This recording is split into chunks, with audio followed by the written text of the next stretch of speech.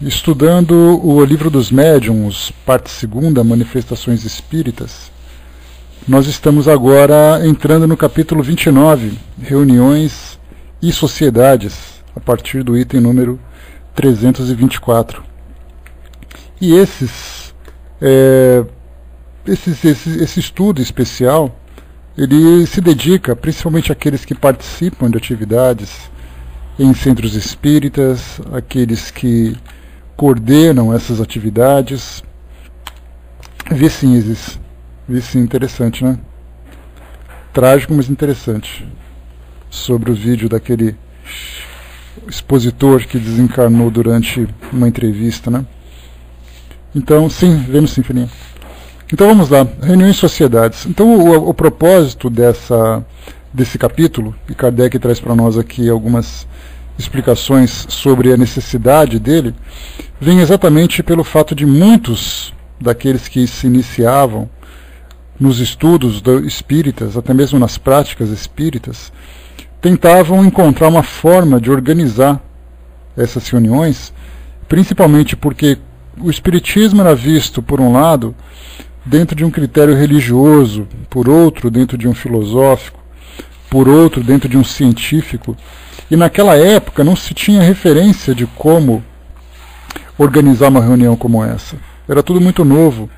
Então sabiam que os fenômenos aconteciam, mas não sabiam de que forma que eles poderiam tirar proveito desses fenômenos, dos ensinamentos que chegavam.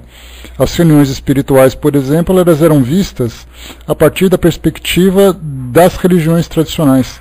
Portanto, era um culto, era uma missa, aquilo que não se encaixava dentro das práticas espíritas. Ciência, a mesma coisa, era vista de um modo muito cético, as reuniões eram vistas de um modo muito cético, de um modo experimental apenas, sem tirar proveitos das consequências morais que esses fenômenos poderiam gerar. Consequentemente, os indivíduos preocupados em estudar esses fenômenos não tinham nenhuma preocupação em compreender a existência do mundo espiritual no sentido moral, mas apenas no sentido científico. E filosófico a mesma coisa. Dentro da filosofia, principalmente naquela época em que o iluminismo acabava de surgir, né, acabava de demonstrar ali as suas novas ideias, tudo vinha através de debates, tudo vinha através de comícios, tudo vinha através de textos, de protestos. Então a pergunta era de que forma que era possível, então, de que forma que seria possível organizar uma reunião espírita para que ela fosse da melhor forma aproveitada. E aí então escreviam para Kardec e ele começava a oferecer suas orientações, naturalmente através das inspirações do mundo espiritual, mas explicando como tudo poderia ser feito da melhor forma. E eis então que aqui no capítulo 29, depois de tantas explicações que ele deve ter dado, através de correspondência, pessoalmente, através das suas viagens, ele então escreveu esse roteiro. E aqui nós vamos perceber que o conteúdo dessas orientações, em especial aqui nas reuniões em geral, que é esse primeiro tópico que nós vamos estudar desse capítulo 29, a gente vai ver que Kardec traz as características de uma reunião espírita muito diferente daquilo que nós vemos atualmente nos centros espíritas. E isso por quê? Porque o tempo foi passando, miscigenações, ideias, mudança de cultura. Então hoje nós temos um padrão, quando você fala assim, eu vou fundar um centro espírita. De imediato a gente procura sempre direcionar as atividades dessa instituição moldada naquilo que nós já conhecemos. Então nós já visitamos algum centro espírita, já lemos sobre outro centro espírita, então vai ser aquela mesma coisa, palestras, obras sociais, vai ter uma biblioteca, vai ter um grupo de estudo, vai ter o grupo mediúnico. Então é essa estrutura, com essas características, que nós aprendemos a compreender o que vem a ser uma reunião espírita. Mas na época de Kardec era diferente, porque o seu propósito era o estudo, o seu propósito era o esclarecimento. Mas não significa necessariamente que da época dele nós tivemos uma degeneração dessa ideia. Na verdade, nós tivemos uma incrementação. Porque se naquela época um grupo espírita tinha apenas por objetivo estudar aquilo que vinha através dos ensinamentos dos espíritos, ou mesmo através das ideias de outros estudiosos do espiritismo, hoje nós temos centros espíritas que têm grande preocupação, por exemplo, com questões sociais, com obras que podem ser realizadas, coisa que naquela época não tinha. Então mudou um pouco a característica? Sim, nós tivemos mudança. E o que nós devemos avaliar hoje é se essas mudanças são positivas ou se elas são negativas. Nós temos hoje centros espíritas que têm editoras, centros espíritas que têm centros de multimídia para transmissão desses ensinamentos. Temos ali creches, asilos, orientações de um modo geral, coleta de alimentos. Temos as reuniões mediúnicas. Eu conversava nesse fim de semana com uma conhecida nossa, que é dirigente de um centro de Umbanda. Conversei com ela no sábado. Sexta-feira eu conversei com ela. E a gente começou a conversar sobre quais são as atividades que são realizadas na instituição dela. E ela falava, a gente tem ali as nossas obras sociais, nós temos as reuniões mediúnicas, né? E aí eu não me contive, naturalmente, perguntei como eram essas reuniões. Ela falava assim, nós temos um grupo de 45 médiuns, esses médiuns se colocam à disposição do mundo espiritual e nós vamos trabalhando de acordo com aquilo que vai acontecendo. Se vier um espírito para conversar sobre alguma coisa doutrinária, algum tema doutrinário, nós vamos conversar sobre isso. Se vier um espírito sofredor, a gente vai tratar dele como sofredor. Se vier um obsessor, a gente trata como obsessor. Já nós percebemos que nos centros espíritas nós temos as coisas organizadas de um modo diferente. Então nós temos reuniões de desobsessão, reuniões de instrução, reuniões de comunicação, de outras características, né? Então a gente fica se perguntando qual que é o melhor método. O melhor método é aquele que o grupo consegue tirar o melhor proveito. Se por acaso, dentro das características do meu grupo, aquele sistema funciona bem, ótimo. Se por acaso eu tiver um grupo com outro perfil e nós tivermos um outro método de trabalho, não significa necessariamente que ele esteja errado. Então, de todos vocês aqui da sala, vocês provavelmente ou frequentam, ou já frequentaram, ou já visitaram o centro espírita, vocês vão ver exatamente fazendo comparações, se tiverem oportunidade de visitar mais de uma instituição, fazer uma comparação e perceber esse centro é diferente do outro. Aí vai dizer, eu gostei mais desse do que daquele. Mas não significa necessariamente que uma atividade seja melhor do que a outra. Desde, naturalmente, que seja embasado dentro dos princípios espíritas, né? Então, essa é a questão, o que Kardec traz para nós aqui para analisarmos. Então, nós vamos observar as orientações que ele dava para aquela época, vamos perceber que muitas características dos grupos daquela época são diferentes dos grupos de hoje, e aí então nós vamos analisar quais são os prejuízos e quais são os benefícios de cada grupo, né, de cada época, de cada período, para aprimorarmos exatamente a nossa participação nas atividades de hoje. Se o nosso grupo de hoje, né, a gente lembra, né, que hoje, por exemplo, nós temos grupos de evangelização. Na época de Kardec não tinha evangelização. Tinha apenas grupos domésticos, onde naturalmente ele falava sobre reunião do Evangelho no lar, com a participação de todos os membros da família. Mas não tinha essa característica de evangelização, coisa que, por exemplo, nas igrejas evangélicas ou então na igreja católica, nós temos grupos de jovens, nós temos escola dominical. Enfim, temos várias atividades voltadas para os mais variados grupos. E por que isso tudo? Porque a necessidade vai oferecendo para nós oportunidades de expandir o nosso trabalho aplicando o método direcionado para essas atividades. Então vamos observar o que Kardec traz para nós sobre reuniões em geral. Lembrando sempre, mais uma vez, que essas orientações foram passadas para as pessoas que o procuravam para ajudar, né, na organização desses novos grupos. Como nós podemos formar? Será que isso está certo? Será que isso não está? Quando nós montamos a nossa instituição, nós tivemos problemas com esses, com os frequentadores, com esses, com aqueles, né? A Fletcher perguntou, tem grupo espírita nas igrejas evangélicas? Não, porque são doutrinas diferentes, né, Fletcher? Né? Então, assim, quando você fala grupo espírita, naturalmente é dentro de uma filosofia que não é compreendida, não é aceita pelas igrejas evangélicas. Então, você não tem como misturar as duas coisas. Né? Isso porque a filosofia evangélica, né, é o estudo da Bíblia e tudo mais. Né? Então, não é uma questão de discriminação. São dois grupos diferentes. né? Eu falo de evangelização, não de... Então, como eu falei para vocês, assim, das igrejas evangélicas e na Igreja Católica, nós temos trabalhos direcionados para crianças e para adolescentes, para jovens. E os centros espíritas também começaram a trabalhar com esses grupos. Então a gente fala sobre o público, né? Agora cada uma vai passar naturalmente a sua doutrina, a sua filosofia. E como eu já participei dos três, né? Dos três, não, de dois, né? De grupos de jovens em igreja evangélica, grupos de jovens na Igreja Católica, então dá para perceber que, embora as orientações sejam diferentes, o propósito é o mesmo: juntar a garotada, trabalhar com artes, no caso música, por exemplo, trabalhar com interpretação, transmitir, né, já participou também, Helena? Então, já transmitir a doutrina, participar de atividades, de passeios. Então, o que vale é entreter, né, a garotada, fazer com que a reunião seja interessante, para que eles possam ter vontade de participar, mas tendo como foco principal a evangelização dentro da filosofia religiosa de cada grupo. Então vamos lá, reuniões em geral. As reuniões espíritas podem oferecer grandes vantagens, pois permitem o esclarecimento pela permuta de pensamentos, pelas perguntas e observações feitas por qualquer um, de que todos podem aproveitar-se. Mas para se obterem resultados desejáveis, requerem condições especiais que vamos examinar, porque seria errôneo tratá-las como as das sociedades comuns.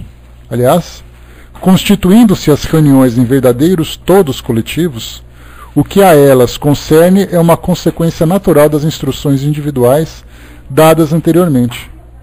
Devem elas tomar as mesmas precauções e preservar-se das mesmas dificuldades referentes aos indivíduos. Foi por isso que deixamos esse capítulo por último. E outra, né, um detalhe interessante para complementar isso que Kardec acabou de falar: nós aqui formamos uma reunião espírita, que temos um propósito, que é o propósito de instrução. Então, pelo fato de nós dispormos da tecnologia e ela apresentar as suas limitações, isso significa que nós não temos condições de fazer um outro tipo de trabalho. Por exemplo, trabalhos mediúnicos. Temos alguns grupos que virtualmente fazem esse tipo de trabalho, desde que consigam adaptar o método aos recursos que possuem. Trabalho consolador. Nós temos aqui grupos de atendimento fraterno que fazem trabalhos através do meio virtual, espiritismo.net, Luz na Senda e outros grupos que foram surgindo. Então, dentro da tecnologia, nós conseguimos também proporcionar essas reuniões, só que dentro das limitações dela, naturalmente.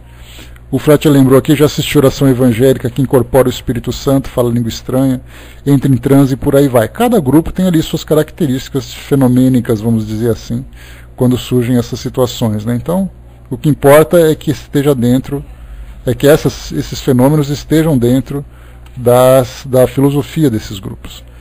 E continua. As reuniões espíritas diferem muito quanto às suas características, segundo os seus propósitos, e por isso mesmo a sua constituição devem também diferir.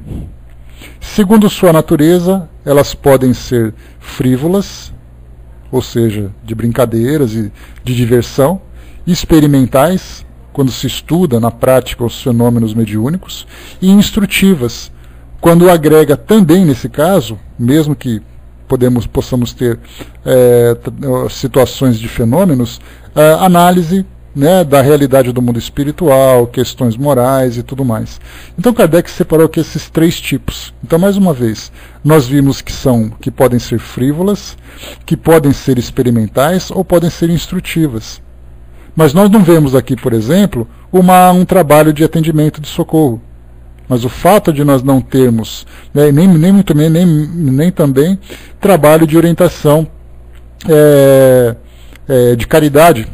Nós temos grupos que oferecem assistência para pessoas carentes, como no caso oferecendo alimentação, oferecendo material básico de que elas necessitam e tudo mais, mas há um critério, né, de que essas pessoas, antes de receber esse benefício, participem de uma palestra, que já entra também nas características instrutivas. Então, esses grupos são três tirando essa parte frívola, que é a parte de diversão e que naturalmente os espíritos superiores não se preocupam em participar, as experimentais e as instrutivas elas podem se mesclar. Porque eu posso participar de um fenômeno e desse fenômeno tirar uma grande instrução. Então, vamos aqui para a gente ver o que Kardec cita para nós. Mas dá para perceber a característica dos grupos daquela época. É apenas assim, vamos estudar, seja estudar os experimentos em si, seja estudar os valores morais. Hoje nós temos centros espíritas que têm ali 10, 20 áreas de atuação diferentes. Em cada uma dessas áreas, todas elas aplicando os princípios espíritas e tudo mais, mas direcionadas para públicos diferentes e utilizando metodologia diferente também. Então a gente viu que naturalmente o próprio homem, pelas suas necessidades, pela sua capacidade, pela sua inteligência, ele vai criando novas frentes de trabalho baseado naquilo que o Espiritismo traz, sempre analisando naturalmente o ponto fundamental, que é utilizar o Espiritismo para elevar o indivíduo espiritualmente. Então, se por acaso eu tenho um trabalho de caridade, esse trabalho de caridade não é simplesmente um trabalho assistencial, como é feito pelas organizações não governamentais, pelos governos e tudo mais, em que alguém se cadastra para pegar uma cesta básica. O centro espírita oferece aquela cesta básica, mas junto a isso oferece também a instrução moral para que ele possa se transformar, compreender a dificuldade que vive, compreender a sua nova realidade e tudo mais. Então, numa palestra, o objetivo não é apenas instruir o indivíduo, mas é sensibilizá-lo quanto à necessidade de transformação. E assim a gente vai, né, observando a expansão de cada uma dessas áreas, os desdobramentos que podem vir como consequências, né, naturalmente, da compreensão que nós vamos adquirindo. Então, na questão 300, no item 325, Kardec começa. As reuniões frívolas constituem-se de pessoas que só se interessam pelo aspecto de passatempo que elas podem oferecer através das manifestações de espíritos levianos, que gostam de se divertir nessas espécies de reunião, pois nelas gozam de inteira liberdade. É nessas reuniões que se costumam pedir as coisas mais banais, que se pedem aos espíritos a predição do futuro, que se experimentam a sua perspicácia para adivinhar a idade das pessoas, o que elas trazem nos bolsos, revelar pequenos segredos e 1000 outras coisas dessa importância. Essas reuniões são inconsequentes, mas como os espíritos levianos são às vezes bastante inteligentes e em geral bem-humorados e joviais, acontecem frequentemente coisas bastante curiosas que o observador pode tirar proveito. Aquele que só tivesse presenciado essas sessões e julgasse o mundo dos espíritos segundo essa amostra, teria dele uma ideia muito falsa, como a de alguém que julgasse toda a população de uma grande cidade pela de alguns de seus bairros. O simples bom senso nos diz que os espíritos elevados não podem comparecer a essas reuniões dessa espécie, e que as pessoas presentes são tão inconsequentes como as entidades manifestantes. Quem quiser se ocupar de coisas fúteis deve naturalmente evocar espíritos levianos, como numa reunião social chamariam comediantes para se divertirem. Mas haveria profanação em convidar pessoas de nomes veneráveis, misturando assim o sagrado com o profano. Então, se nós vamos fazer uma reunião, nessa reunião a gente vai ver como é que funcionam os fenômenos. E quando os espíritos se manifestarem, a gente começa então a fazer perguntas, cada um faz a sua pergunta e tudo mais. Só que essa reunião acaba virando muito mais uma brincadeira, uma festa, do que algo sério. E o fato de ter esse propósito já faz com que espíritos levianos, obsessores, dentre outros, se manifestem para atender a solicitação do grupo. Então nós podemos, quando se fala em reuniões, nós lembramos que não necessariamente tratamos de reuniões formalizadas num centro espírita, mas eu posso fazer uma reunião na minha casa. Eu chamo todos vocês, tem bastante gente aqui, vai ficar todo mundo apertado, aí a gente faz ali uns comes e bebes, traz ali uns salgadinhos e uns guaranás, e depois no meio da tarde todo mundo em volta da mesa e vamos brincar de fazer o copo andar para responder perguntas.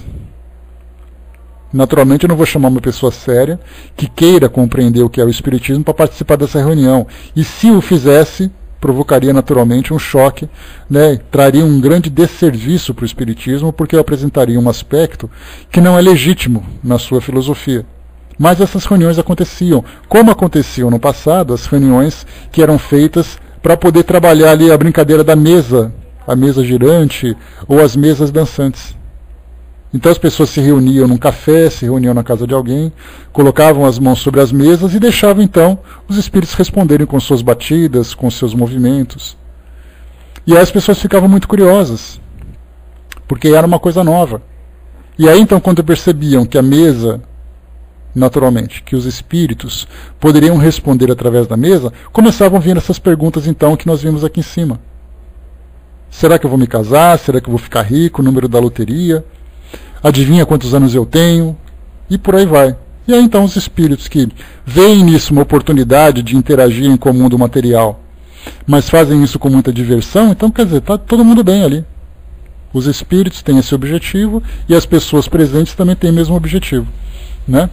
O Flat lembrou, né, que o comércio sempre é assim, né, mas depois o progresso traz a seriedade. Exatamente o que Kardec fez, né, o começo é assim, né? O que Kardec fez, né, Flat? Ele começou a participar, mas com aquele bigodão dele lá, assim, ele dava aquela coçada no bigode e ficava assim, né? O que está acontecendo com isso? Foi dali que muitas pessoas que começaram a perceber nessas reuniões viram algo sério. É como se eu trouxesse alguém aqui na minha casa para participar dessa nossa reunião, e depois essa pessoa chegou em casa e falou assim, bom, se ele pode perguntar essas coisas fúteis, vamos ver se eu consigo perguntar coisa séria. Se ele chamou espíritos que podem fazer, se manifestar para responder a essas perguntas, deixa eu ver se eu consigo trazer para cá espíritos sérios. E aí então as coisas foram tomando outras características. Mas esse é um processo natural, Fletcher, que como a gente conhece a história do Espiritismo, havia necessidade, primeiro, de chamar a atenção das pessoas. A gente poderia chamar a atenção fazendo ali um pandemônio de assombrações para tudo quanto é lado e tudo mais, mas aí as pessoas não teriam interesse. Agora, quando os espíritos começam a se manifestar de um modo mais light, mais divertido, aí então eles começam a se apresentar. Que foi o que a gente conversou nessa nossa última semana, que eu falei para vocês sobre os novos fenômenos que acontecem hoje, estudando inclusive o capítulo anterior aqui do Livro dos Médiuns, que falava sobre as contradições, sobre o charlatanismo e a prestidigitação. Que hoje os espíritos se manifestam na mídia como? Através da pintura, falando um pouquinho sobre tratamentos espirituais. Então utilizam esses métodos mais atraentes para a sociedade de hoje, para as pessoas perceberem que um espírito não é um fantasma, não é uma assombração. Mas ele pode ser um artista, ele pode ser um médico.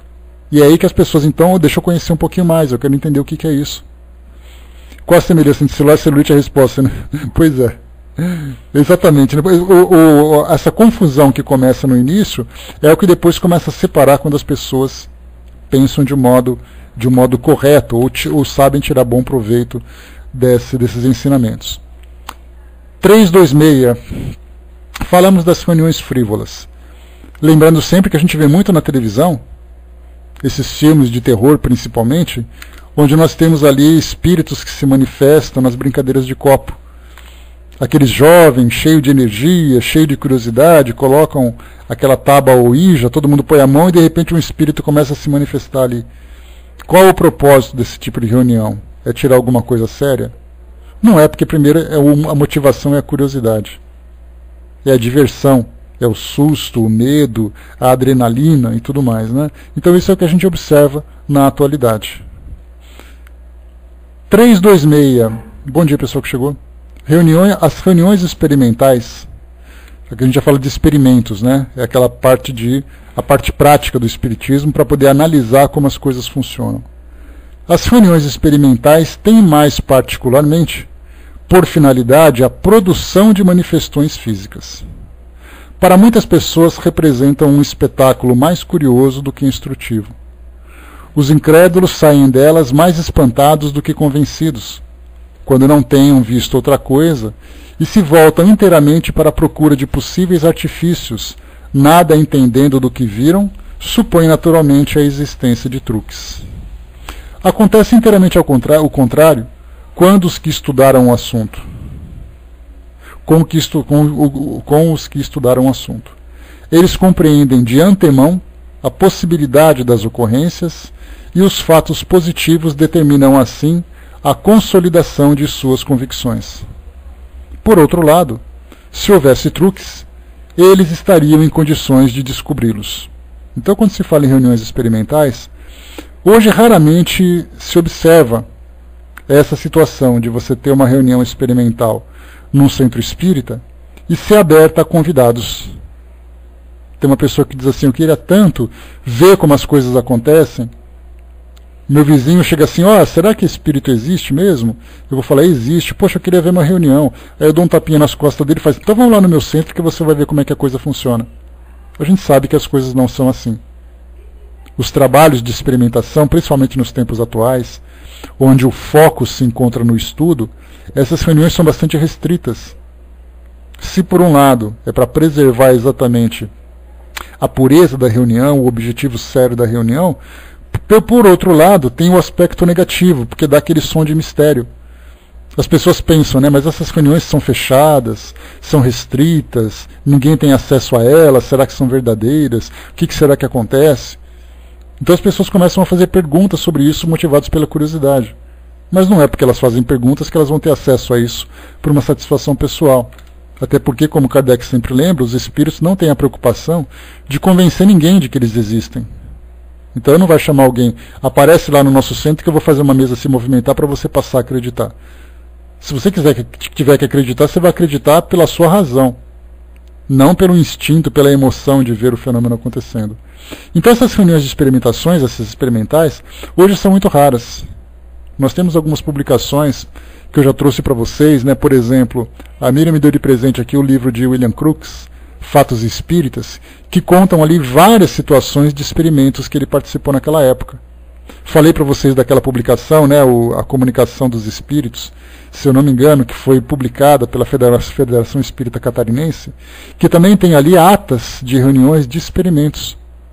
O objetivo era reuniões de estudos, não que aquele grupo se dedicasse exclusivamente a produzir esses fenômenos, mas que nesse livro foi publicado, foram publicadas as reuniões que eram de experimentação. E aí mostra todo o caráter sério, quem eram os participantes, qual era o objetivo da reunião. Eu vou depois pegar para vocês aqui separar o livro, que eu não estou com ele em mão aqui agora, com ele em mãos, e deixa eu ver aqui. Não, ele não está aqui comigo, está guardado aqui nas minhas coisas. Mas ele tem na ata, aí dá para ver direitinho a seriedade com que esse grupo trabalhava. Quem eram as pessoas, muitas vezes colocava a profissão de cada uma, porque era comum naquela época. Você trazia, você demonstrava o caráter de seriedade daquela pessoa pelo trabalho que ela realizava. Então um que era fiscal do governo, o outro que era professor, o outro que era cientista, o outro que era isso, aquilo. Então falava o nome e a profissão de cada um para mostrar a responsabilidade do grupo. E depois, no final, eles tiravam as conclusões daquele fenômeno que acontecia. Então esse é um tipo de trabalho que já não acontece mais na atualidade, pelo menos não é divulgado, não é conhecido por todos nós. Então as reuniões acontecem mesmo com aqueles objetivos dos centros espíritas tradicionais.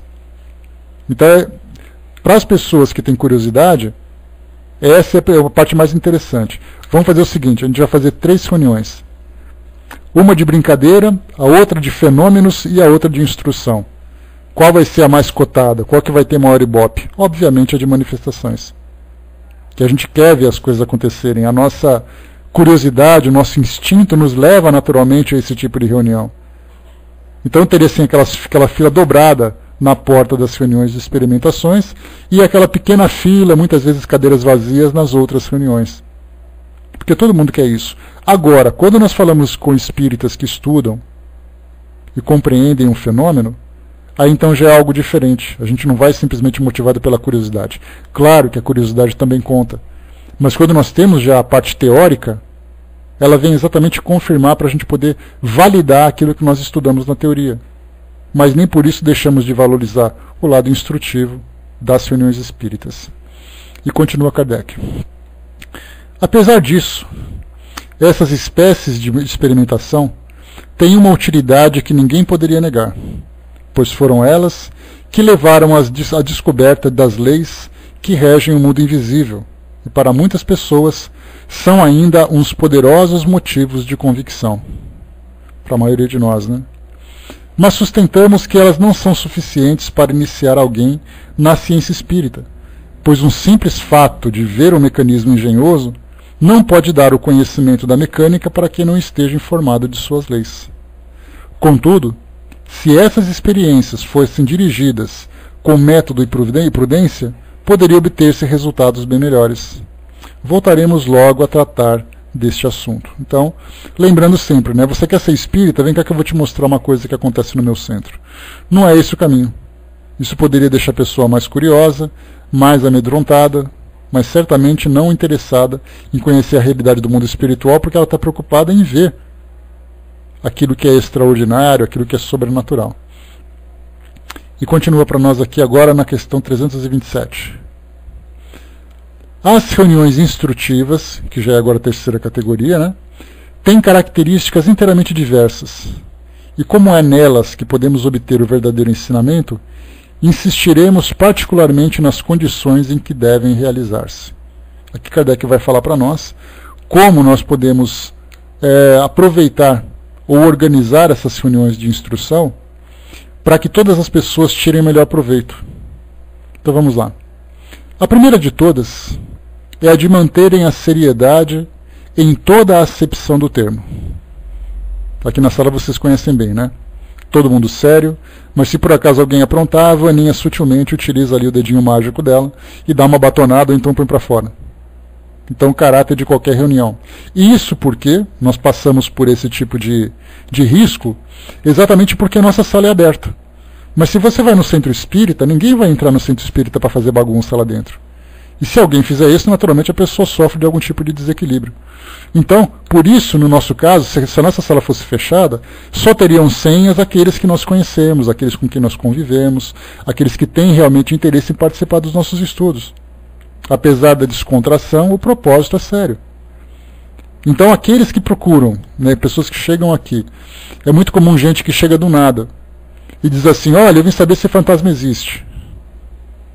A pessoa é solenemente ignorada, ou, dependendo da participação, da forma como ela faz as suas colocações, ela tem a sua dúvida parcialmente esclarecida. Eu falo parcialmente porque não são em 5 minutos que nós vamos simplesmente, não são 5 minutos que vão resolver o problema dela, já que falar sobre imortalidade, mundo espiritual, requer, como todos nós sabemos, um tempo considerável de estudos, de livros bastante sérios.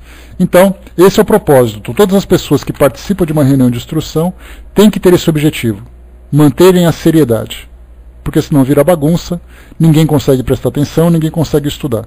Então essa disciplina é fundamental não apenas em estudos de instrução do Espiritismo, mas em qualquer ambiente que você for.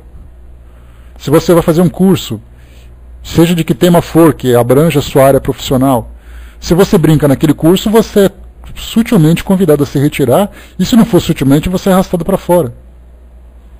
Então nós temos isso em ciência, em religião, em filosofia, em qualquer lugar. Continua. É necessário que todos estejam convencidos de que os espíritos a que desejam dirigir-se pertencem a uma natureza especial, que o sublime, não podendo se misturar com o banal, nem o bem com o mal, se desejam obter bons resultados, é necessário nos dirigirmos aos bons espíritos. Aqui o que Kardec fala, o que era comum naquela época, eram reuniões de instruções com presenças de espíritos. Então nós participamos de uma reunião, temos um médium ou alguns médiums à nossa disposição, e aí então lançamos uma pergunta, os espíritos respondem, promovemos um pequeno debate sobre aquele tema, fazemos novas perguntas e tudo mais. Coisas raríssimas nos tempos atuais. Porque hoje nós estudamos muito mais livros publicados do que conversamos diretamente com os espíritos. E é aí que surge uma grande dúvida. Porque quando nós fazemos uma leitura de um texto que não traz as respostas claras para as nossas dúvidas, é natural que nós tiremos as nossas próprias conclusões. Então um grupo tira uma conclusão, outro tira uma conclusão. No fim das contas nós entramos em contradição porque ninguém se entende. Agora naquela época é assim, você que tem alguma dúvida sobre a vida no mundo espiritual, então você pergunta para o espírito que ele te responde na hora. Então é por isso que hoje, tendo estudos apenas teóricos, sem esses experimentos, sem essa participação direta dos espíritos, é aí que nós temos então tantas e tantas dificuldades para compreender essa realidade. Aí nós começamos a lançar nomes de livros, nomes de autores, porque fulano escreveu, porque fulano psicografou, e a pergunta é, mas você já perguntou para algum espírito? Ah não, nunca tive oportunidade. E é então que nós entramos nessa dificuldade de uma maior compreensão. Não que os livros e autores percam a sua validade. Mas aquilo que eles trazem, como muitas vezes opinião do espírito, a visão do espírito, que pode ser mais ou menos sábio, ela acaba ficando incompleta porque quando nós lemos, nós temos vontade de perguntar mais coisas, mas não tem ninguém para responder. É aí que a nossa criatividade começa então a funcionar, e como nós somos bastante férteis nesse campo, é natural então que nós comecemos a imaginar coisas. Coisas que existem, coisas que não existem, características e tudo mais. Então esse é um tipo de reunião que se tinha naquela época, em que acontecia uma reunião com a presença de espírito. Nós vamos marcar uma reunião, temos lá 2 médiuns que são amigos, convido aqueles que têm um perfil de seriedade para participar da reunião, e vamos então fazer a evocação, o espírito se manifesta e a coisa vai. Naquela época era feito tudo através da psicografia, né, o que era muito demorado, mas na atualidade nós temos a psicofonia. Então imagine uma reunião onde nós temos isso. Nós fizemos no ano passado, nós, do Espiritismo.net, uma reunião, nós fazemos anualmente essas reuniões, nos encontros que nós promovemos no Rio de Janeiro. Nós temos nessas reuniões a presença de Caibar Schutel, que é o patrono do trabalho do Espiritismo.net. E aí então nessa reunião, através da psicofonia, da mediunidade de incorporação, nós conseguimos então apresentar perguntas e esse espírito vai respondendo todas as nossas dúvidas. Só que nós podemos observar que nessas reuniões, o que é muito interessante, né, porque nós enviamos uma pergunta, o espírito responde, todo mundo analisa, todo mundo compreende e tudo mais. Só que isso é uma reunião de exceção, não é uma regra. Tanto é assim que acontece no nosso grupo apenas uma vez por ano, durante os nossos encontros que acontecem no Rio de Janeiro. Agora, se fizéssemos reuniões regulares, nós conseguiríamos então resgatar aquilo que Kardec fazia com regularidade, com naturalidade, quase como um padrão no seu tempo. E continua aqui para nós. Devemos, como condição expressa, estar em situação favorável para que eles queiram atender-nos. Então, para que um espírito se manifeste, um espírito que seja sério, é natural que nós apresentamos uma característica de seriedade, que tenhamos organização, que tenhamos bom senso, para que o espírito se dê ao trabalho. É como se alguém convidasse a gente para falar de espiritismo num barzinho no fim de semana. Só um espírita que não tenha bom senso que vai dizer, não tem problema, eu vou lá falar com vocês entre cervejas, entre cigarros, entre músicas, vamos falar sobre espiritismo. Percebemos que não tem sentido. Então os espíritos também observam a mesma coisa. Atendem ao chamado, desde que esse chamado vale a pena. Se não for ele, certamente vai ser outro. E se a reunião não for séria, virão espíritos que também não têm seriedade. Ora, os espíritos superiores não comparecem às reuniões de homens levianos e superficiais, como não compareceriam quando estavam encarnados. Uma sociedade não é verdadeiramente séria se não se ocupar de assuntos úteis, com a exclusão de todos os outros. Se ela deseja obter fenômenos extraordinários por curiosidade ou passatempo, espíritos que os produzem poderão comparecer, mas os outros se afastarão. Numa palavra, conforme o caráter da reunião, ela sempre encontrará espíritos dispostos a atender às suas tendências. Uma reunião séria afasta-se da sua finalidade se troca o ensinamento pelo divertimento. As manifestações físicas têm a sua utilidade, como já o dissemos. Aqueles que desejam ver devem participar de reuniões experimentais, e os que desejam compreender devem dirigir-se a reuniões de estudos. É assim que uns e outros poderão completar a sua instrução espírita, como no estudo da medicina, uns vão aos cursos, outros à clínica. Então, o importante para vocês que atuam em centros espíritas, conversar com os dirigentes, principalmente o pessoal da coordenação mediúnica, para propor essas reuniões de estudos. Para que numa sala de aula haja a possibilidade da manifestação de um espírito com regularidade. Porque a gente fala assim, mas no nosso centro a gente não faz isso. Então, a falta de espíritos nessa participação, aliás, a gente tem observado, né, que o Alamar Franco, apesar das suas polêmicas e tudo mais, ele tem feito um trabalho interessante de chamar a atenção das pessoas para o que ele chama, né, de espiritismo com os espíritos. E por que espiritismo com os espíritos? Porque normalmente nós vemos o espiritismo sendo divulgado, sendo praticado, sem a participação de espíritos. A nossa instrução se baseia no quê? Que nós já falamos. Se baseia principalmente nas publicações, nas palestras. Mas por acaso apareceu algum espírito para falar sobre isso? Não. E por que não apareceu? Porque a gente não tem o costume. Exatamente distanciando os protagonistas dessa filosofia para nos ajudar na compreensão do mundo espiritual. Daí então a necessidade de fazer uma reorganização dessas reuniões, procurando, dentro das possibilidades, chamar, por exemplo, médiuns para participar, organizar com perguntas, estudando essa parte. Então esse capítulo 29 do Livro dos Médiuns é fundamental para que todas as sociedades, para que todas as instituições possam retomar esse padrão, retomar essa ideia que Kardec propôs no início de instrução. Vamos em frente aqui para nós. Questão 328. A instrução espírita não compreende somente o ensino moral dado pelos espíritos, mas também o estudo dos fatos.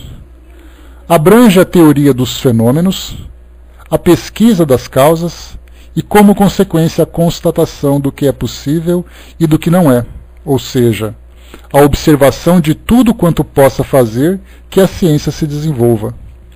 Seria errôneo acreditar que os fatos estejam limitados aos fenômenos extraordinários, que os que tocam principalmente os sentidos sejam os únicos dignos de atenção. Encontram-se a cada passo fatos importantes nas comunicações inteligentes que as pessoas reunidas para o estudo não poderiam negligenciar. Esses fatos, que seria impossível enumerar, surgem de numerosas circunstâncias fortuitas. Embora menos gritantes, não são de menor interesse para o observador, que neles encontra a confirmação de um princípio conhecido ou a revelação de um novo princípio, que o leva a penetrar mais fundo nos mistérios do mundo invisível. Nisso também há filosofia. O que Kardec quis dizer é o seguinte, que quando nós falamos sobre reuniões de instrução, a gente sempre tem aquela visão de que o que vale são as manifestações altamente ostensivas. Então é uma mesa girando, é um prato voando, é uma materialização. Mas aí então nós temos um médium que diz assim, eu estou com um pensamento fixo aqui que eu preciso escrever. Aí ele acaba se tornando não muito interessante, porque ver uma porta se mexer sozinha é mais interessante. O médium que diz assim, eu estou tendo ali um pressentimento, eu estou tendo uma visão, uma sensação.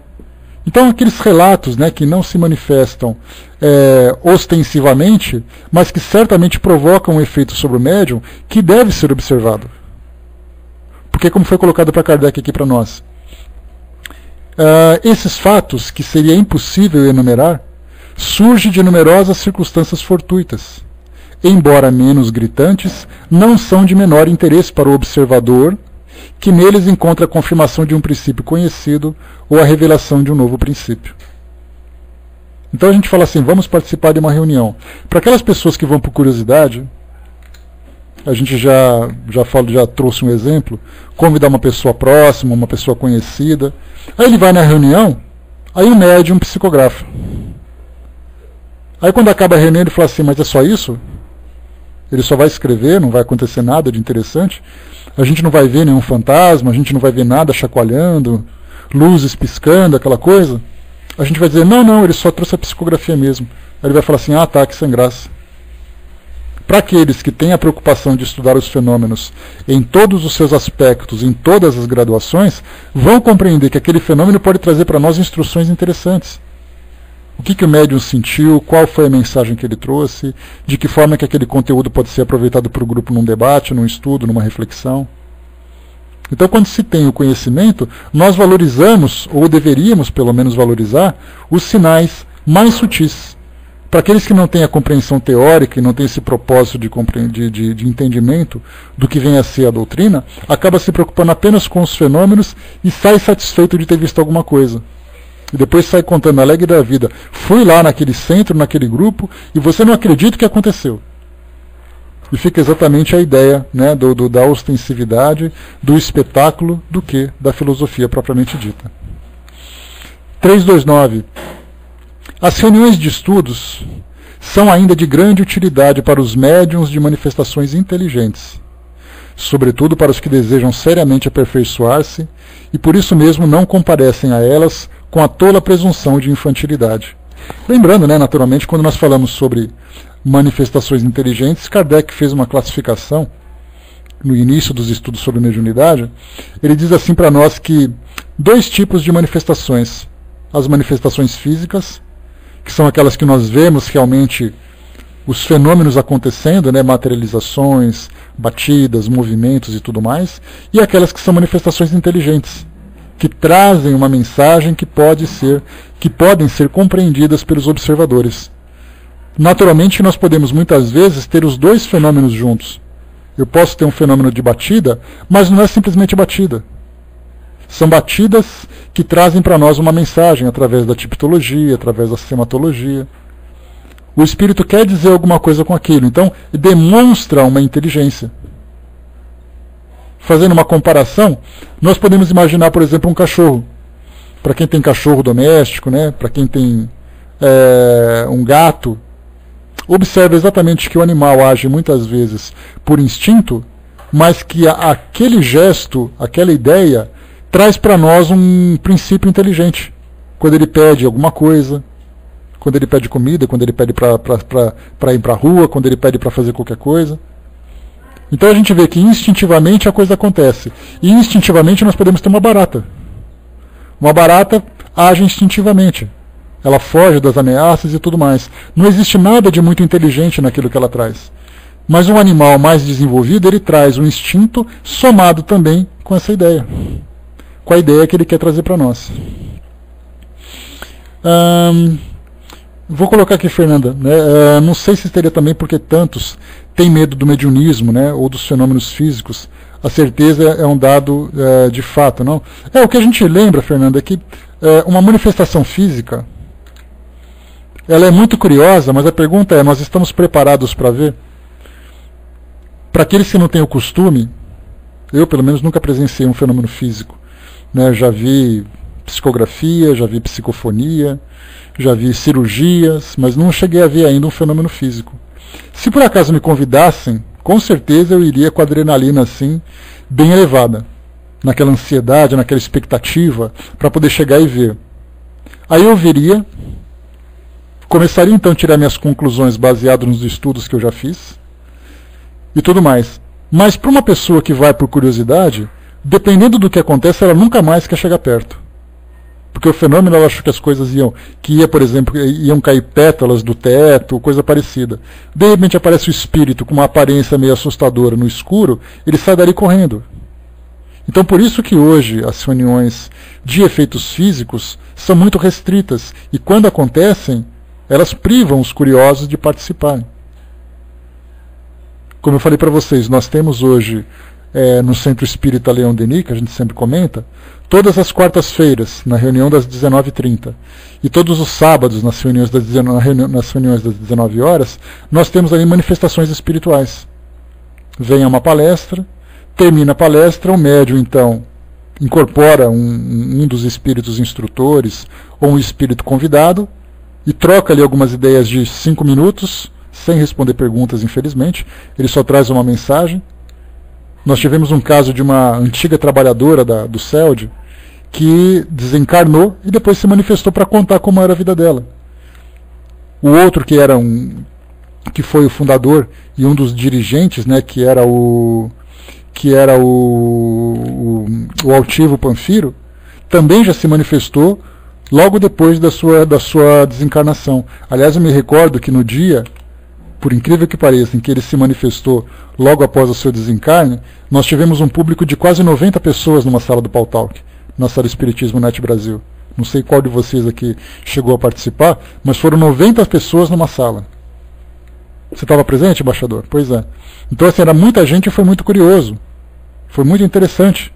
Então nós temos hoje esses tipos de reuniões que trazem aspectos interessantes. Mas se por acaso eu quiser chegar e falar assim: eu vou te convidar então para você ir assistir uma reunião lá no meu centro, uma reunião mediúnica, e levo o cidadão para uma sala de desobsessão. Aí ele fica sentado no cantinho ali, e aí aparece um espírito obsessor, daqueles bem cascudos, e começam a xingar, começam a ameaçar, apontam o dedo para o nariz de todo mundo, aquela pessoa nunca mais vai dormir. E por que isso tudo? Porque para ela o fenômeno foi assustador.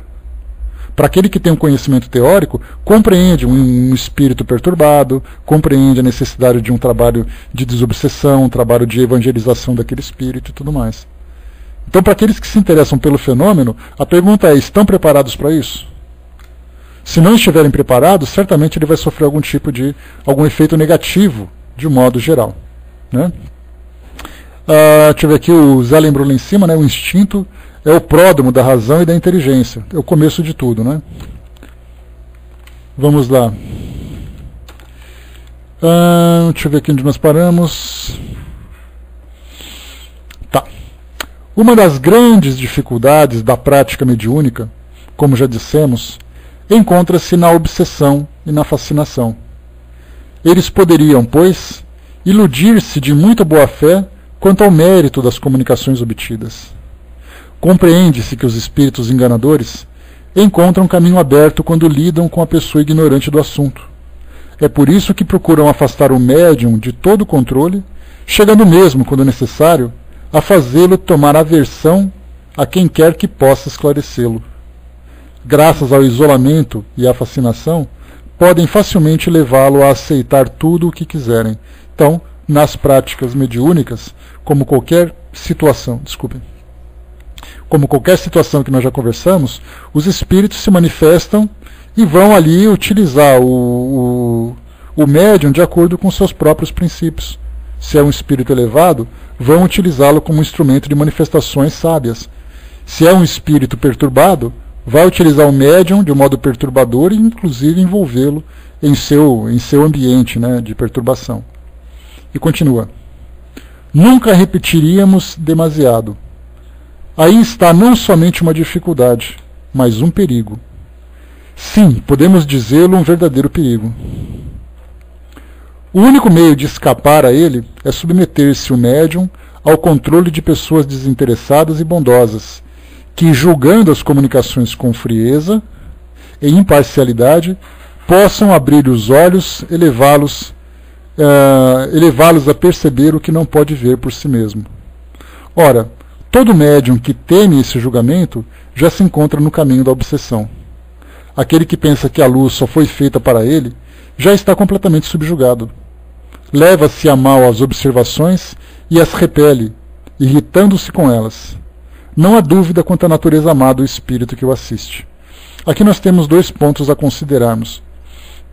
O primeiro ponto é quando o médium é muito sensível, médium muito orgulhoso, né? Me fugiu a palavra aqui agora, mas o médium orgulhoso, o médium vaidoso e tudo mais, quando ele acaba sendo submetido a uma crítica vinda do grupo, ele pode se incomodar. Ele diz assim, mas eu tenho anos de experiência, eu sei fazer isso há 20 anos, chego aqui nesse grupo, alguém começa a dizer que talvez a minha mensagem não seja correta. Quem é essa pessoa para dizer isso? Começa então, me veio a palavra agora, melindre. Começa então a se melindrar. Então um médium, bom trabalhador, ele está não somente atento a tudo aquilo que acontece consigo mesmo, né, pelas informações que ele possui, pelo conhecimento técnico que ele tem da mediunidade, como ele também está receptivo às orientações vindas do grupo, principalmente daqueles dirigentes que são mais esclarecidos. Por outro lado, nós temos aqueles dirigentes que são orgulhosos e melindrosos, que acham que sabem tudo e criticam todo o trabalho dos médiuns. É aí que em qualquer relação humana, quando nós temos o orgulho, a vaidade e o melindre embutido nessa relação, nós teremos dos dois lados problemas. Aquele médium que não aceita e aquele dirigente que acha que pode mandar em tudo. Porque o fato dele se ver como dirigente já é para ele uma patente elevada em que ele se acha no direito de fazer qualquer tipo de apontamento. Sem levar em consideração que o médium pode ser um médium aprendiz, que podem existir fenômenos que ele não compreende.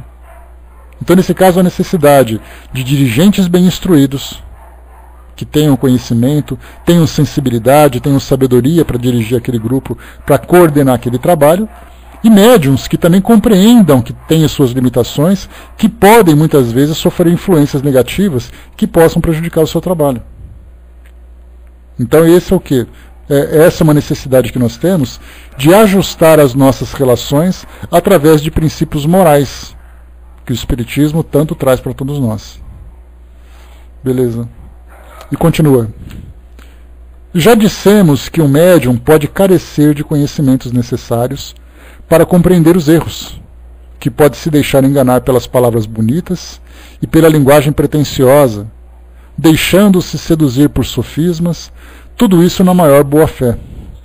Eis porque, na falta de suas próprias luzes, deve modestamente recorrer às luzes dos outros, segundo os ditados populares de que 4 olhos veem melhor do que 2, e de que ninguém é um bom juiz sem causa própria.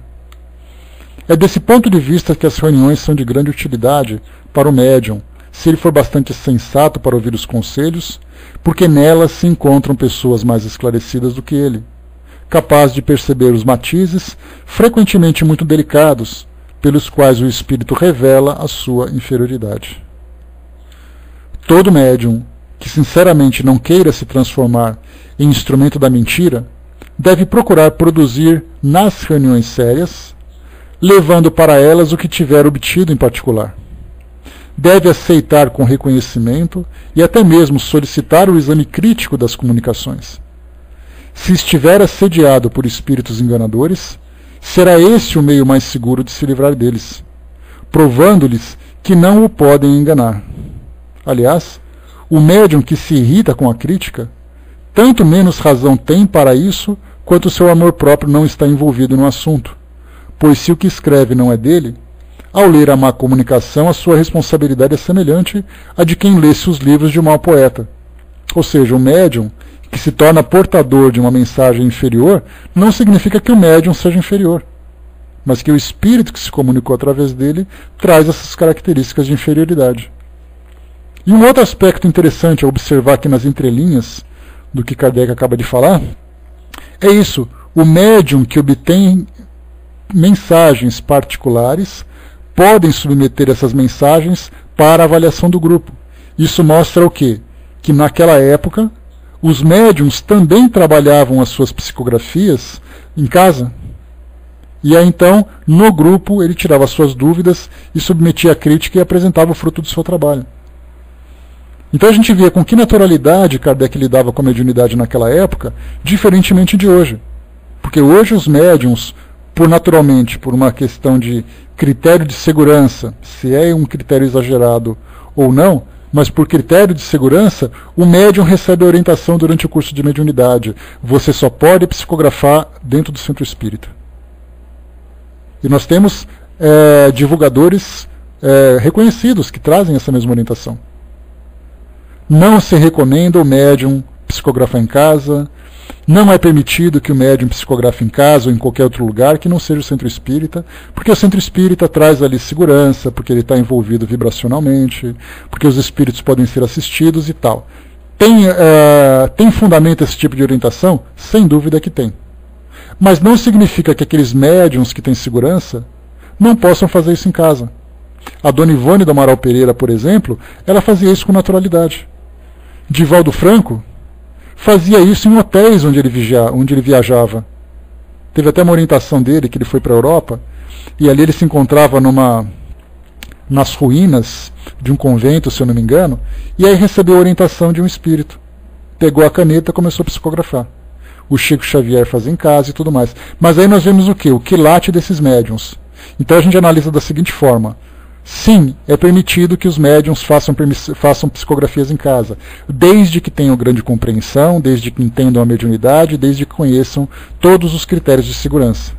Agora, sim, é recomendado que as psicografias sejam feitas apenas no centro espírita. E isso porque os espíritos, os médiuns, podem ser assessorados se não tiverem segurança para essas psicografias. Então aquela coisa de 8 ou 80 não é bem assim. É só nós termos cuidado, estudar, observar que os sinais daquela comunicação, os sinais daquela manifestação, o conteúdo daquela mensagem, submeter à análise, submeter à crítica, para que ele mesmo possa conduzir o seu trabalho. Porque o médium é dono da sua mediunidade. A mediunidade não pertence ao centro espírita, pertence a ele. O que ele vai fazer com ela vai depender exatamente do seu conhecimento. Se ele não tiver estrutura suficiente para que sozinho possa conduzir o seu trabalho, é razoável e até mesmo recomendável que ele trabalhe em grupo e somente em grupo para evitar qualquer tipo de constrangimento que ele possa sofrer com os espíritos que se manifestam através dele. Dudu colocou: eu mesmo recebi uma mensagem do meu pai em casa para deixar minha mãe mais confortada, né? Aqui mesmo eu já recebi uma mensagem para você, né, de Dona Amélia, ou Dona Maria, eu lembro sim também. Né, mas sei que tem outro, né, tem que ter feito num centro. Né? Não é que tem que ser feito no centro, recomendável que isso seja feito no centro. Ah, mas tem que ser feito. Kardec falava o contrário, a gente acabou de ver isso. Então ele diz assim: pode ser feito fora do ambiente da casa espírita? Pode. Quais são os pontos que devem ser observados? Segurança, compreensão, entendimento do mecanismo, etc, etc. Insistimos nesse ponto, diz Kardec, porque se ele é um tropeço para os médiuns, essa parte da obsessão, de comunicação de espíritos inferiores e tal, também o é para as reuniões que não devem confiar levianamente em todos os intérpretes dos espíritos. O concurso de qualquer médium obsedado ou fascinado lhe seria mais prejudicial do que útil. Lembrando também que as próprias reuniões mediúnicas em casas espíritas podem sofrer também essa intervenção negativa. Então nós temos centros espíritas que são orientados por espíritos levianos, por espíritos fascinadores, obsessores, que acabam inclusive destruindo todo o trabalho que é feito fora das reuniões. Fundamental que todos compreendam, como Kardec disse no início, tudo aquilo que foi dito individualmente para o espírita, para o médium, serve para o grupo e para a casa espírita. Serve para a coletividade e serve para o trabalho mediúnico.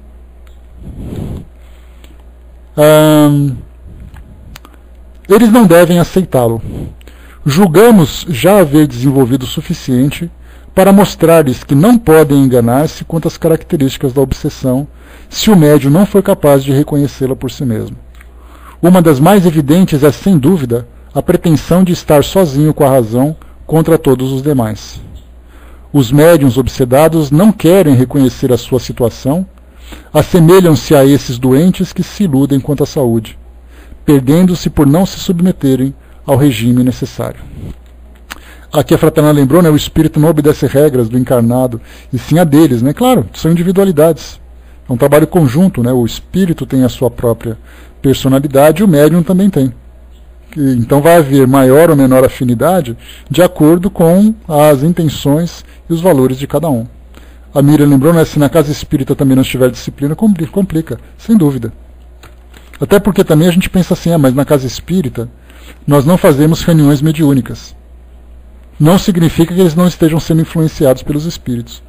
Então o que vale na verdade é o bom senso, são os valores e o estudo contínuo da doutrina espírita na sua verdadeira essência. Questão 330, vamos encaminhando já para o nosso final. Que bom dia, pessoal que chegou, que eu não cumprimentei ainda. Então aqui já para o final da nossa reunião de hoje. 330.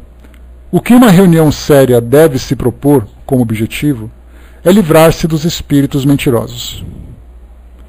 E quando se fala em reunião espírita, nós não falamos em reunião de espíritas. Nós falamos em reunião com a participação de espíritas e espíritos. Então é nisso que nós estamos falando.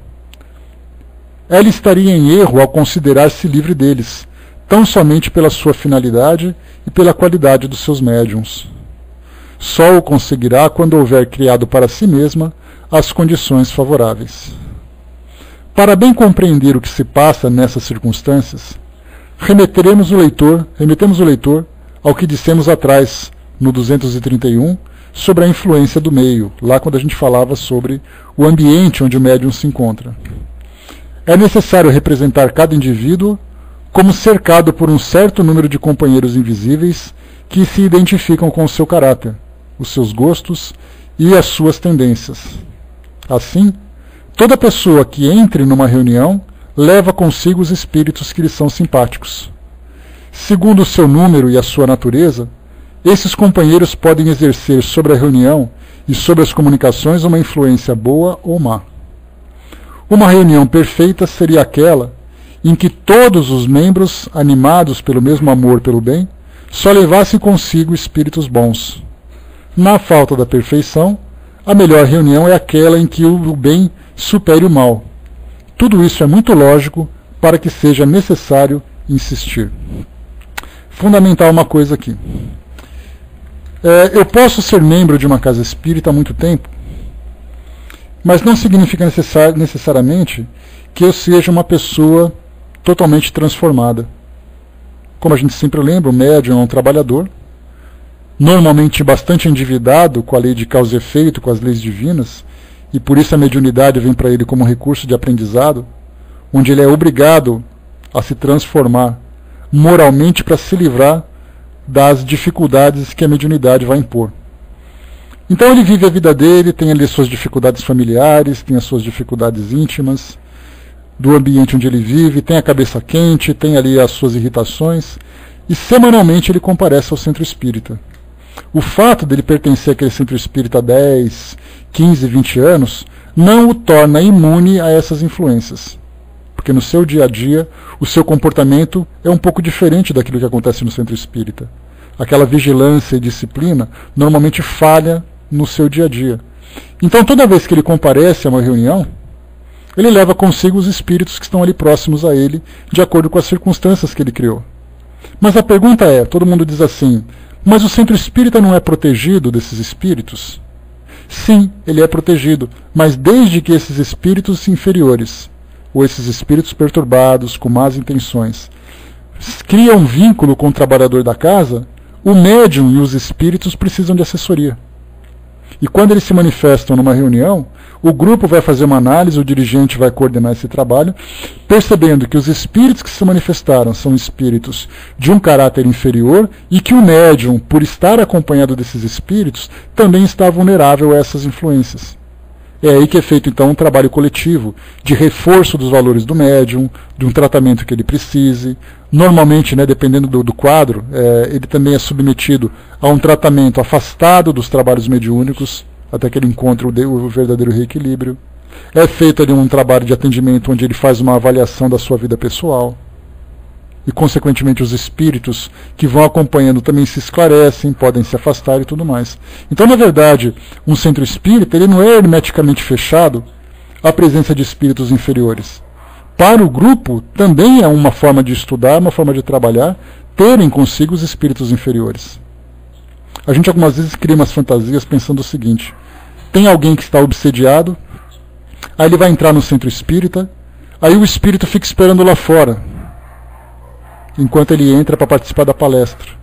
Isso é ilusão, porque muitas vezes, aliás, de uma forma geral, com exceção daqueles espíritos que querem realmente provocar grande perturbação na instituição, aí os trabalhadores espirituais impedem a sua entrada, mas no caso de um espírito obsessor, ele vai entrar na palestra, ele vai entrar na reunião mediúnica, ele vai participar com o espírito, só que naturalmente sob vigilância.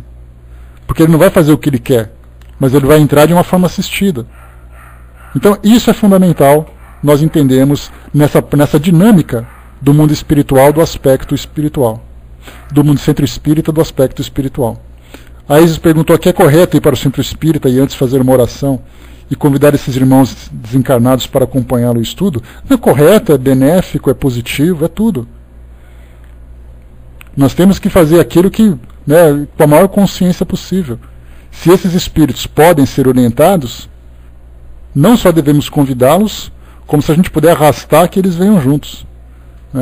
Fraterna lembrou, esses são os que mais precisam de ajuda. Mas existe um temor, fraterna? Aqui não entra espírito só inferior, só se ele for evocado. Pelo contrário, como foi lembrado aqui, o médium que entra numa reunião mediúnica, ele está acompanhado não apenas com um, mas com vários espíritos. Naquela sala onde eles se encontram, nós temos ali grupos de espíritos que estão se acotovelando ali, muitos deles espíritos perturbados. O que vai acontecer com eles ali vai depender da forma como o grupo desenvolve. Deixa eu ver aqui, Armando colocou, não vejo verdade que falam que há espíritos com lanças de armas de choque para afetar os maus espíritos. Espíritos podem ir a qualquer parte dependendo da sua evolução. Quando vão à casa espírita, eles podem até aprender algo, se não gostarem, se vão. É que quando a gente fala sobre essa questão de proteção, Armando, quando falam sobre lanças também, eu coloco como reserva. Não é simplesmente dizer assim, que é uma mentira. Eu tenho reservas com relação a isso, porque há necessidade de melhor esclarecimento. Mas a gente lembra sempre que quando você fala sobre campos magnéticos que protegem essas instituições, são os mesmos campos magnéticos que obrigam o obsessor a manifestar-se numa reunião mediúnica. Então imagina que você é um médium, está ali no trabalho de desobsessão, tem um espírito extremamente rebelde, o que o faz se manifestar?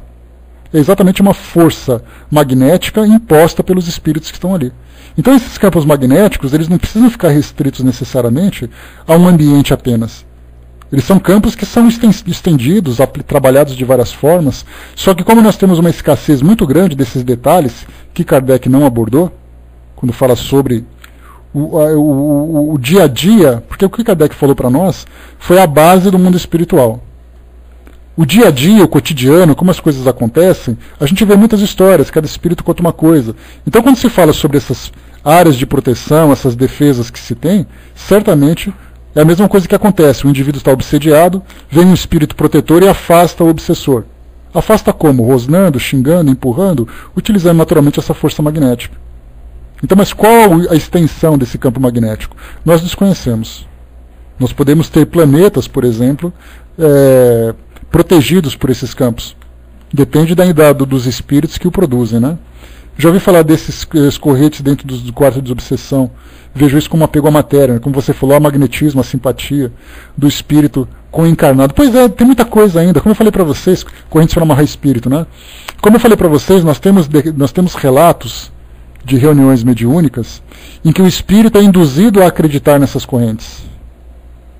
Você está amarrado nessa mesa. E ele então se vê amarrado. Essa questão da hipnose, da modificação da matéria e tudo mais. Então, na verdade, assim, por que os espíritos materializam para os próprios espíritos esse tipo de bloqueio? Para que ele possa acreditar que ele está preso. Então, são formas de você trabalhar a imaginação dos espíritos contra eles próprios. Mas, certamente, como nós sabemos, duas grandes forças que existem no mundo espiritual. Os fluidos e o magnetismo. De que forma que os espíritos manipulam isso, nós não temos quase conhecimento. Eu poderia chegar no plano espiritual, por exemplo, sendo ali um protetor de uma pessoa que está ali próxima, aí eu crio na frente dele uma parede. Ele vai acreditar que é uma parede. Mas o que eu estou fazendo, na verdade, é utilizando o meu pensamento, criando ali uma forma, que eles chamam de forma-pensamento. Então, qual é o limite dessas formas? Quando é fantasioso, quando não é? Quando um espírito materializa um cachorro, por exemplo, para avançar contra as pessoas? Todas essas histórias são contadas. Então, antes de desacreditar, dizer que não deve ser, a gente tem que conversar com os próprios espíritos para perguntar por que se utilizam desses recursos. Então, falam muito sobre isso, né? Deixa eu ver aqui. Mas o diálogo do amor, você tem diálogo do amor para aqueles que aceitam, né? Se você chegar numa favela e chegar para o traficante, olha, eu venho aqui falar com você sobre o amor. Você sabe o que vai acontecer. Então nós temos espíritos bastante perturbados, né? Que depende, você usa a linguagem de acordo com a situação. Tem aqueles espíritos que são realmente inferiores, tem aqueles espíritos que são iludidos, que podem ser iludidos, temos aqueles que são ingênuos. Você vai utilizar o conhecimento. A gente não fala para a criança, abre a boquinha que nós vamos brincar de aviãozinho. É a mesma coisa, depende do nível evolutivo e da compreensão que ele tem. Então por isso assim que esses artefatos podem ser utilizados? Acredito que sim. Acredito que sim, porque vai depender da estratégia que o espírito usa para poder proteger ou atingir aquele objetivo que ele tem. Bom, pessoal, fechando por aqui o nosso trabalho. Nós paramos aqui na questão 330, nós vamos para 331 aqui do capítulo 29 do nosso O Livro dos Médiuns. Eu vou passar para a nossa amiga fraterna, que vai fazer o encerramento para nós, e daqui a pouquinho a gente volta. Lembrando já, pessoal, que na próxima quinta-feira nós não teremos estudos. Eu terei novamente compromisso na parte da manhã, mas quarta-feira normal, sexta-feira normal, nós estaremos por aqui firmes e fortes e sacudidos. Então vou passar para você, fraterna, a gente volta em seguida. Releiam, por gentileza.